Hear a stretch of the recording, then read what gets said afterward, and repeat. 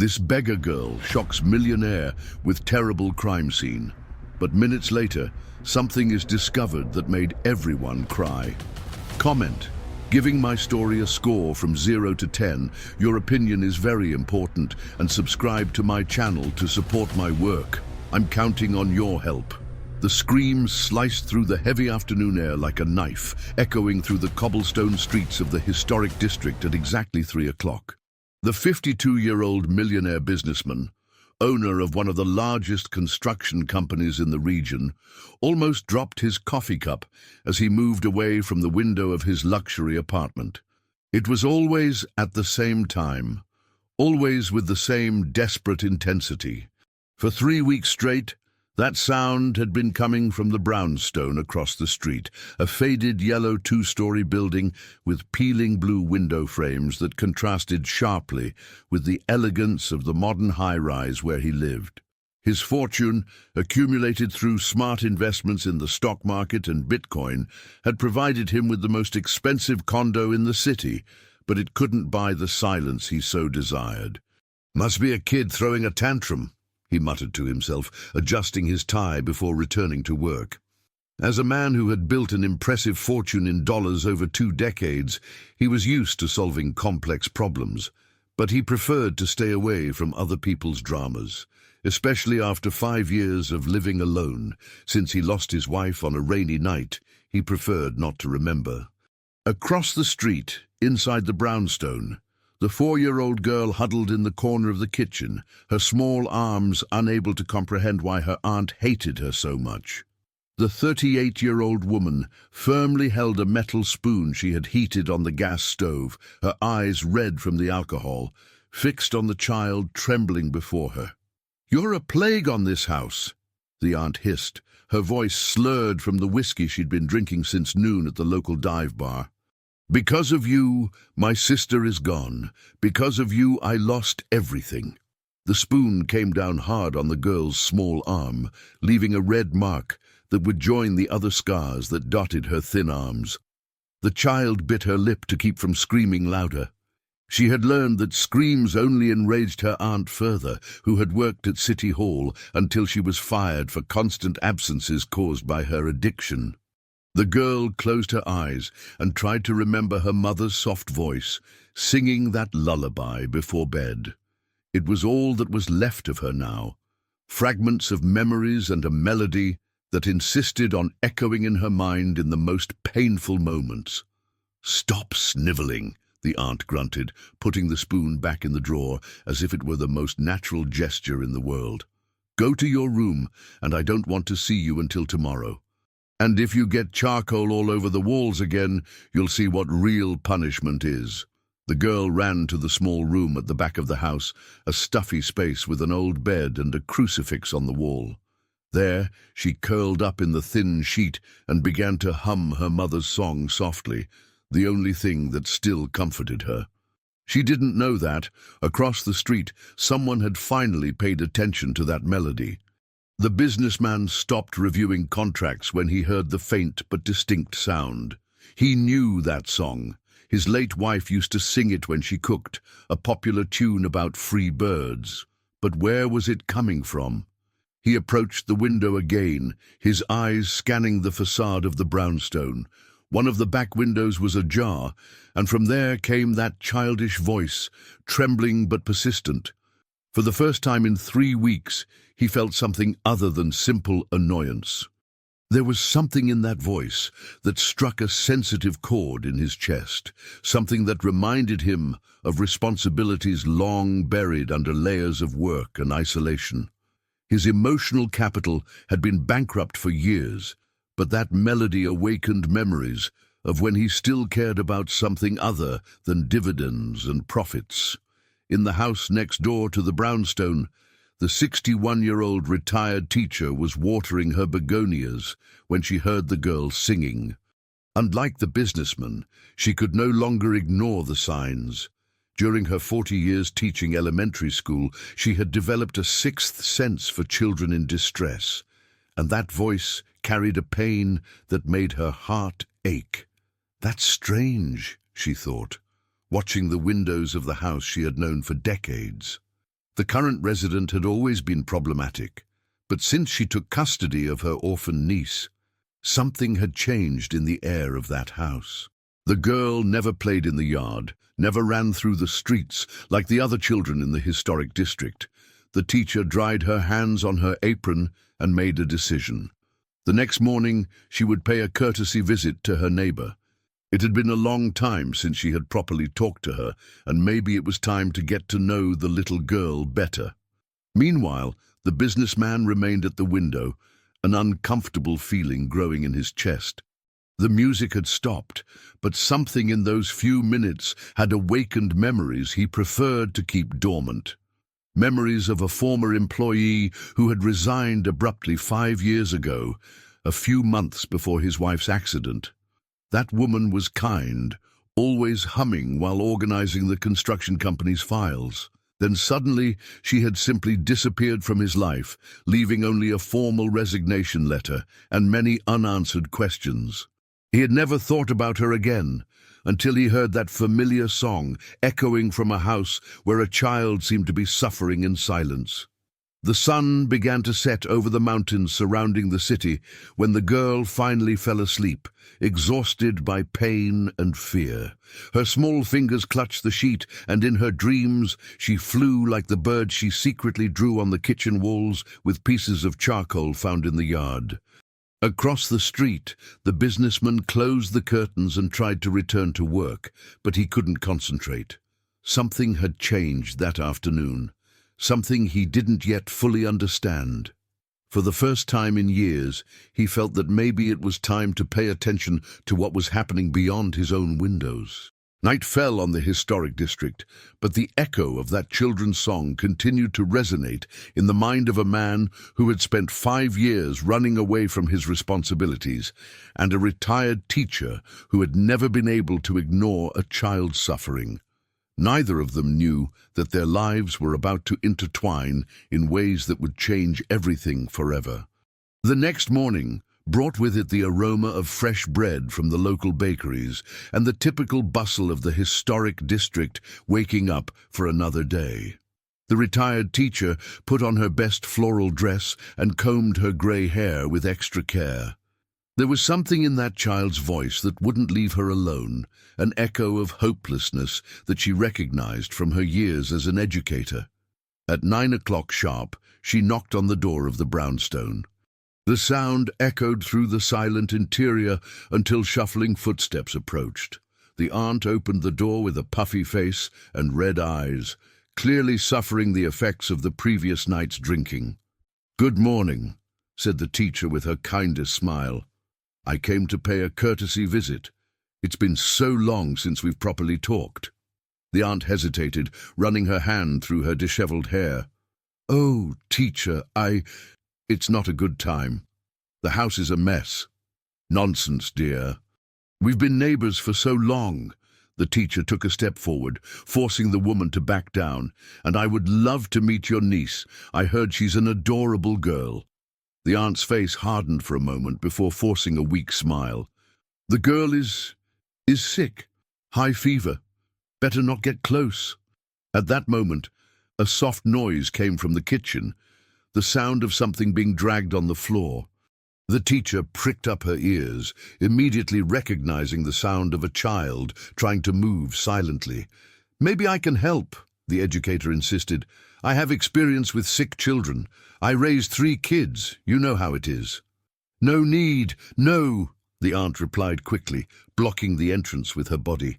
"I already took her to the doctor. It's just a cold. It will pass soon." The teacher noticed the woman's nervous hands, the way she avoided eye contact, and especially the strong smell of alcohol emanating from her even though it was so early. All the signs she had learned to recognize during decades of dealing with troubled families. Across the street, the businessman watched the scene from his window while having breakfast. He had woken up earlier than usual, disturbed by confusing dreams where a child's voice mingled with memories of his former employee. When he saw the teacher at the door of the brownstone, a strange curiosity washed over him. The educator finally said goodbye to the aunt, but not before casting an inquisitive look into the interior of the house. There was something deeply wrong there, and her experience told her that a child was suffering. As she walked back to her house, she decided that she needed to find a way to verify her suspicions. Inside the brownstone, the aunt locked the door tightly and went to the kitchen, where she found the girl crouching behind the table, trying to hide. The child had tried to reach a glass of water from the sink, but her height didn't allow it, and she had knocked over a chair in the process. "Didn't I tell you to stay in your room?" the aunt snarled, her irritation intensified by her hangover and the unexpected visit. "I was thirsty, Auntie," the girl murmured, her big eyes fixed on the floor. "Thirsty?" The aunt laughed bitterly. "You want water? Then go get it in the yard. And since you like making so much noise, you can stay out there until I decide you can come in." The girl went out to the small backyard, a space surrounded by high walls and dominated by a single maple tree. There, she sat on the dirt and began to draw with a piece of charcoal she had found near the stove. It was always birds, small, big, some flying, others perched on imaginary branches. Each stroke represented her dream of freedom, of flying away from that house where pain was her only constant companion. The hours passed, slowly. The aunt had locked the back door, leaving the girl in the yard under the hot midday sun. The child began to feel dizzy, but she knew that knocking on the door would only result in more punishment. So she began to sing her mother's lullaby softly, the melody being her only source of comfort. It was that melody that reached the businessman's ears again. This time he couldn't ignore it. There was something too familiar about that voice, that specific song. He grabbed his cell phone and, almost without thinking, began to record. He didn't know exactly why, but an instinct told him that he might need that evidence. As he recorded, fragments of memories began to fit together in his mind. His former employee hummed that same song while she worked. The woman who had been an exemplary employee until she disappeared abruptly. The woman who always spoke fondly about her little daughter, a girl named... Her daughter's name was... The businessman murmured, his cell phone trembling in his hands. The realization hit him like a punch to the stomach. The child suffering in the house across the street was the daughter of his former employee, the kind woman who had worked for him for 3 years before simply disappearing. How had he not made that connection before? The businessman put away his cell phone and began to pace back and forth in his apartment. He vaguely remembered the employee mentioning family problems, a sister she didn't get along with, financial difficulties. But he was so absorbed in his own problems at the time, the growing conflicts with his wife, the problems at the company, that he hadn't paid due attention. Now 5 years later, that woman's daughter was across the street, and from the sounds coming from that house, she wasn't in a good situation. The guilt that the businessman carried for the loss of his wife multiplied, now including regret for not helping his employee when she clearly needed it. His wealth in applications and investment funds had never seemed so insignificant. All his net worth, all his stocks, all his gold stored in vaults. None of it mattered when a child was suffering just a few feet away. At 3 o'clock, precisely, the screams started again. This time, the businessman didn't turn away from the window. He watched with growing horror as through the kitchen window of the brownstone he saw a female silhouette moving aggressively. He grabbed his cell phone again and began to record, this time with more determination. What he saw through the cell phone screen made him nauseous. The aunt was holding something in her hands, it seemed to be a kitchen utensil, and gesturing violently towards a small figure that he could barely distinguish. The girl's screams echoed through the afternoon, and this time, the businessman couldn't pretend they were just childish tantrums. When the silence returned, he remained at the window for a few more minutes, his heart pounding in his chest. He had just witnessed something that would change everything. The question now was, what would he do with that information? Across the street, the teacher had also heard the screams from her house. She was preparing lunch when the sound pierced her walls, making her drop the pan and run to the window. She arrived too late to see what had happened, but the heavy atmosphere that hung over the brownstone told her everything. That afternoon, she made a courageous decision. She could no longer pretend she didn't know what was happening. She picked up the phone and dialed the number she had memorized during her years as an educator, the number of the city's Child Protective Services. "Good afternoon. I would like to make a report," she said, her voice firm despite her nervousness. "I believe a child is being abused." While the teacher spoke with the authorities, the businessman struggled with his own conscience. For the first time in 5 years, he felt a responsibility that went beyond his business and investments. His former employee had trusted him in some way, and he had failed her. Now he had a second chance to do the right thing. He picked up the phone and called his personal lawyer, an old college friend. He needed to understand what his legal options were and how he could help without compromising the child's situation. That night, the girl slept on the backyard floor, where her aunt had left her as punishment for making too much noise during the afternoon. The child curled up in her own t-shirt and looked at the stars through the branches of the maple tree. In her 4-year-old mind, she made a silent wish to her mother, wherever she was, that someone, anyone, would take her out of that place of pain. Across the street, the businessman couldn't sleep, tormented by the certainty that he needed to act, but paralyzed by the same emotional inertia that had consumed him since his wife's departure. His fortune and all his financial success seemed empty in the face of the suffering of an innocent child who depended on his courage to be saved. 3 days had passed since the businessman discovered the child's identity, and the guilt consumed him like a slow fire. During those days, he had systematically documented the episodes of violence, always at 3 o'clock, always with the same methodical brutality. His collection of videos and audios grew, but his courage to act remained paralyzed by the same cowardice that had haunted him since the night he lost his wife. Dr. Robert, his personal lawyer, arrived at the apartment that Thursday morning with a grave expression on his face. The two men had been colleagues at the university for almost 3 decades, and Robert knew well the emotional isolation that his friend had built after the loss of his wife. "I need you to tell me exactly what's going on," said Robert, sitting in the spacious living room of the apartment. "You talked about a child in danger, but I need details." The businessman served coffee and positioned himself near the window, the place that had become his obsession in recent days. "The girl who lives in the house across the street is the daughter of a former employee of mine. She is being mistreated by the aunt who takes care of her." "Mistreated how?" asked Robert, taking a notepad from his briefcase. "Burns, daily screams, neglect." The businessman paused, struggling with the words. "I have recordings, Robert, evidence of what's happening." Robert watched the videos in growing silence, his face paling with each scene. As a lawyer specializing in family law, he had seen many cases of child abuse, but something about the systematization of that violence disturbed him deeply. "We can't wait any longer," said Robert, putting away his phone. "I need you to give me all these recordings right away. I'm going to contact Child Protective Services and the district attorney. This child needs to be removed from that house immediately." While the two men planned the intervention across the street, the girl lived another day of terror.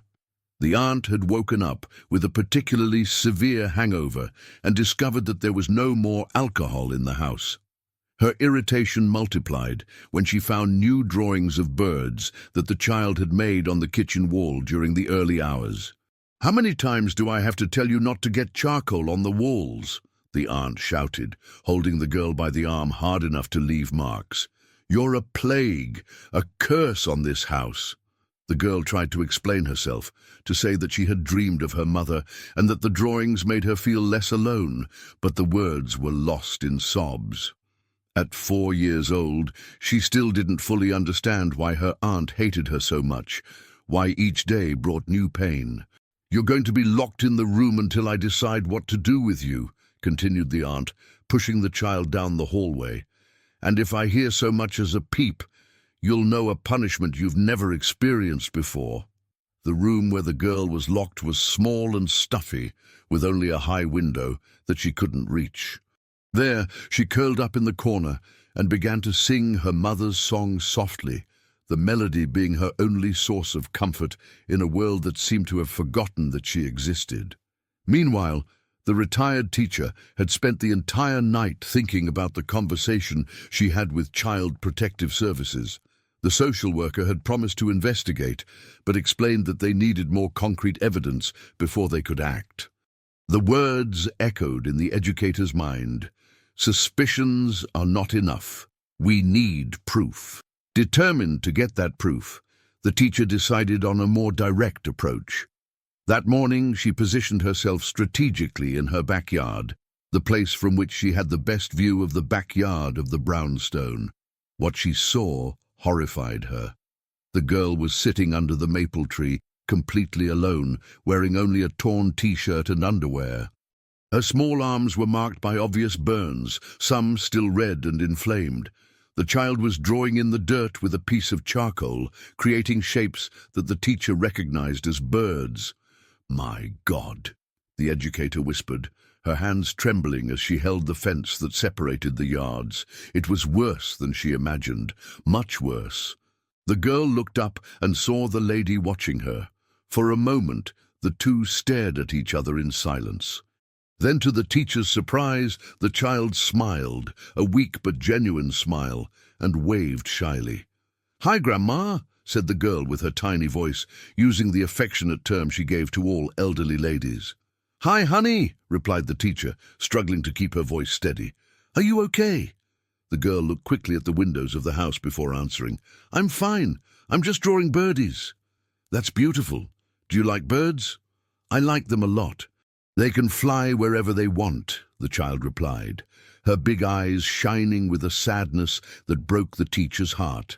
At that moment, the aunt's harsh voice echoed from inside the house. "Where are you, girl?" The terror that instantly took over the child's face said everything the teacher needed to know. The girl got up quickly, wiped her hands on her t-shirt, and ran into the house, but not before looking once more at the educator with an expression that screamed for help. The teacher remained in the yard for a few more minutes, processing what she had seen. The burns, the fear, the way the child reacted to the aunt's voice. Everything confirmed her worst fears. She could no longer pretend she didn't know what was happening. Across the street, the businessman had witnessed the entire interaction. Through his window, he was able to see the backyard partially, and the sight of the marks on the girl's arms made him sick. For the first time in 5 years, he felt genuine rage burning in his chest. His former employee had trusted him in some way. Even if indirectly, even if he didn't know it at the time, she had left her daughter in the care of a family that lived in the same city where he lived. And now that child was being tortured while he watched from his comfortable window, paralyzed by his own cowardice. All his financial investments, all his capital in cryptocurrencies, all his dividend income, none of it had any meaning if he couldn't protect an innocent child. His wife always said that true wealth was in making a difference in people's lives, and he had completely forgotten that lesson. At 11 o'clock in the morning, the teacher made a courageous decision. She put on her best social dress, took a tray with homemade cookies that she had prepared as a pretext, and went again to the brownstone. This time, she wouldn't take no for an answer. The aunt answered the door reluctantly, clearly irritated with the neighbor's insistence. "Teacher, I already told you it's not a good time." "Honey, I brought some cookies I made yesterday," the teacher interrupted firmly. "And I insist on getting to know the little one better. As old neighbors, it is our duty to support each other." Before the aunt could protest, the teacher had already entered the house, using all the authority that decades of classroom had given her. The interior of the brownstone was dark and smelled of mold mixed with alcohol. Old and poorly maintained furniture occupied the room, and there was a heavy atmosphere that made the air seem difficult to breathe. "The girl is sleeping," lied the aunt, blocking the way to the back of the house. "What a shame. Maybe another time then," said the teacher, but her experienced eyes had already catalogued several disturbing details. Dark stains on the kitchen floor that appeared to have been poorly cleaned, a metal spoon left on the stove, and mainly small charcoal drawings on the walls that had clearly been made by a child. At that moment, a low sound came from the direction of the kitchen, a muffled sob, almost imperceptible. The teacher and the aunt froze. The silence that followed was tense and revealing. "It must be the neighbor's cat," said the aunt quickly, but her voice trembled slightly. The teacher smiled and nodded, but had decided that she had already seen enough. "Well, I'll let you rest then. But remember that I'm always here next door if you need anything at all." The teacher's tone made it clear that it wasn't just a casual offer of help. It was a subtle but direct warning.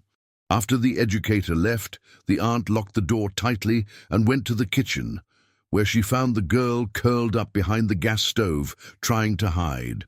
The child had cried when she heard the teacher's gentle voice, remembering the kindness she had once known. "You were making noise," accused the aunt, her eyes already shining with familiar fury. "No, Auntie, I didn't make noise," protested the girl, but her small voice sounded weak even to her. The aunt picked up the metal spoon that was on the stove and put it directly in the flame. The girl recognized the ritual and began to tremble. She knew what was coming next. "You want to get attention, don't you?" hissed the aunt as the spoon heated up. "You want the neighbors to come here asking questions. You think I don't know how to take care of you." At that moment, both the teacher and the businessman were taking the final steps that would change the girl's destiny. The educator was calling Child Protective Services again, this time with more specific and detailed information. The businessman was sending the recordings to his lawyer and preparing to take the most important step of his life. The gears of justice were beginning to move, but for the girl, about to suffer another episode of torture, each second seemed an eternity of pain and despair. Friday morning arrived, charged with a different energy in the historic district. The businessman hadn't slept, spending the early hours organizing all the evidence he had collected and waiting anxiously for Robert's arrival. At 8 o'clock, a coordinated operation was being set up silently. Anna Beatrice, the social worker, had received not one, but 2 independent reports about the same house, one from the retired teacher and another through the district attorney, with video evidence provided by the businessman. The convergence of information confirmed the seriousness of the situation. 2 independent sources reporting the same child, said Anna on the phone to the prosecutor. That eliminates any doubt about the veracity of the reports. Across the street, the businessman watched from the window when he saw the white Child Protective Services van approaching discreetly. His heart raced. Finally, after days of paralysis, something concrete was happening. Robert was by his side, both witnessing the moment that would change the girl's life forever. "You did the right thing," said Robert, placing his hand on his friend's shoulder. "I hope it's not too late," replied the businessman, his eyes fixed on the team approaching the brownstone. In the house, the aunt had left to buy alcohol at the local dive bar, leaving the girl locked in the stuffy room, as had become routine. The child continued singing her song softly, unaware that her life was about to change radically. When Anna Beatrice knocked on the door of the brownstone and received no response, she used her legal authority to enter the property, accompanied by 2 social workers and a court officer. What they found inside surpassed even their worst expectations. A dirty and poorly maintained house, a strong smell of alcohol permeating all the rooms, and obvious signs of neglect in every environment. It was the most experienced social worker who first heard the weak voice coming from the room at the back. "There's someone here," she said, guiding the team down the narrow and poorly lit hallway. When they opened the door of the room and found the girl curled up in the corner, singing her sad song, everyone present felt a pang in their hearts. The child raised her big, frightened eyes, not understanding who those people were or what they wanted from her. "Hi, honey," said Anna Beatrice, crouching down to get to the child's height. "My name is Anna. We came to help you." The girl looked around for her aunt, the fear etched on her little face. "Auntie will be mad," she whispered, her voice barely audible. "You don't have to worry about that now," said Anna tenderly. "We're going to get out of here, okay? You're going to a safe place." While Anna spoke delicately with the child, the social worker documented the deplorable conditions of the room. The dirty mattress on the floor, the damp walls, the complete lack of toys or personal objects appropriate for a child. Across the street, the retired teacher approached the team when she saw that they were leaving with the girl. She had been waiting at the window since dawn, anxious to know if her reports would bear fruit. "I'm the one who made one of the reports," she said to Anna. "Can I come with you? The child knows me. It may be easier for her." Anna nodded gratefully. The presence of a familiar figure would be comforting for the girl in this traumatic moment of transition. The departure from the brownstone was a moment that would be etched in the memory of all those present. The girl held the teacher's hand firmly, her steps small and hesitant as she crossed the door that had been her prison for so many months. Her big eyes scanned the streets as if she was seeing the world for the first time. "Where are we going, Grandma?" asked the child, using again the affectionate term she had given the teacher. "To a safe place, honey," replied the educator, gently squeezing the girl's little hand. "A place where no one will hurt you ever again." Across the street, the businessman watched the scene with tears in his eyes. For the first time in 5 years, he felt that he had done something truly important. His fortune in stocks and investments had never given him the satisfaction he felt at that moment. But the story was far from over. While the girl was taken to a temporary shelter, disturbing discoveries began to emerge. Anna Beatrice, upon investigating the case more deeply, discovered that the child's mother, the businessman's former employee, had not simply gone away, as the aunt always claimed. Documents found in the house revealed a shocking truth. The mother had tried to seek help for her daughter before her sudden departure. Unsent letters showed her despair as she realized that leaving the child with her troubled sister was her only option after losing her job and being unable to find another. The biggest twist came when the businessman, reviewing old company files, found the real reason why his employee had resigned. She had discovered irregularities in the construction company's contracts. Embezzlement that he himself was unaware of, orchestrated by his business partner. The woman had tried to alert him to the corruption, but he was so absorbed in his marital problems that he had not paid due attention. Frustrated and fearing retaliation, she had chosen to leave silently, protecting both him and herself. But the corrupt partner had discovered her suspicions, and fearing that she might expose the scheme later, had taken steps to silence her permanently. The girl's mother had not simply left. She had been forced to disappear to protect her daughter. "She knew she was in danger," explained Robert after reviewing all the documents. "That's why she left the child with her sister, hoping it would be temporary.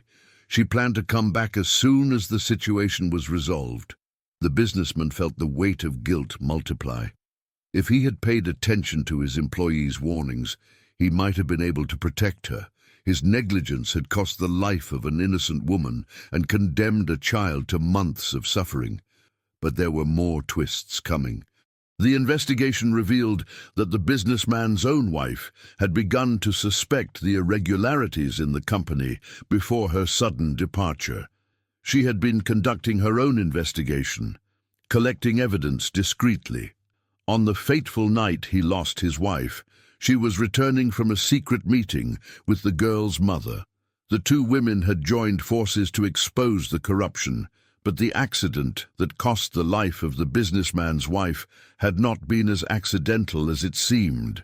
The corrupt partner, realizing that he was about to be exposed, had orchestrated the accident to eliminate the main threat to his illicit operations. The girl's mother, terrified after witnessing what happened, had fled with her daughter, but fear had forced her to leave the child with her sister before disappearing completely. During 3 weeks of intense investigation, the whole truth finally came to light. The corrupt partner was arrested, the embezzlement was exposed, and the true story of the girl's mother was revealed. She had not abandoned her daughter by choice. She had been a desperate mother trying to protect her child in the best way she could. The businessman, consumed by guilt but determined to make amends with the past, made a decision that would change his life forever. Using his vast fortune and net worth, he not only completely revamped his company to operate with total transparency, but also decided to officially adopt the girl. "She has already suffered too much," he told Anna Beatrice during the adoption process. "I want to give her everything her mother would have given: love, security, opportunities. It's the least I can do to honor the memory of 2 extraordinary women that I failed to protect." The retired teacher, who had been instrumental in the child's rescue, became a constant presence in the girl's new life, taking on the role of a loving grandmother that the child so desperately needed. 6 months later, the brownstone had been transformed into a community center for underprivileged children, fully funded by the businessman. The girl, now living in the mansion she had previously only observed from afar, had transformed from a traumatized child into a little one full of life and hope. She still drew birds, but now they flew in blue and bright skies, no longer representing escape from suffering, but celebrating the freedom she had finally found. Her sad song had been replaced by joyful laughter that echoed through the hallways of the mansion, filling the emptiness that the businessman had carried for so long. On a sunny afternoon, while watching the girl play in the garden with other children from the community center, the businessman finally understood what his wife had always tried to teach him: that true wealth was not in his net worth or his investments in gold, but in the ability to transform lives and make a difference in the world. The girl ran up to him, holding a drawing of a happy family: her, him, and the teacher, all under a sky full of free birds. "Look, Daddy," she said, using for the first time the word that made his heart warm. "I drew our family." At that moment, surrounded by the love he had found in the innocence of a child, and by the peace he had finally achieved after years of guilt and isolation, the businessman knew that he had found the true meaning of life. His journey of redemption was complete, and his new family was just beginning. If you enjoyed this wonderful story, please comment, giving it a score from 0 to 10. Your opinion is very important, and if you love beautiful stories, subscribe to my channel. I promise to make your day better with my videos.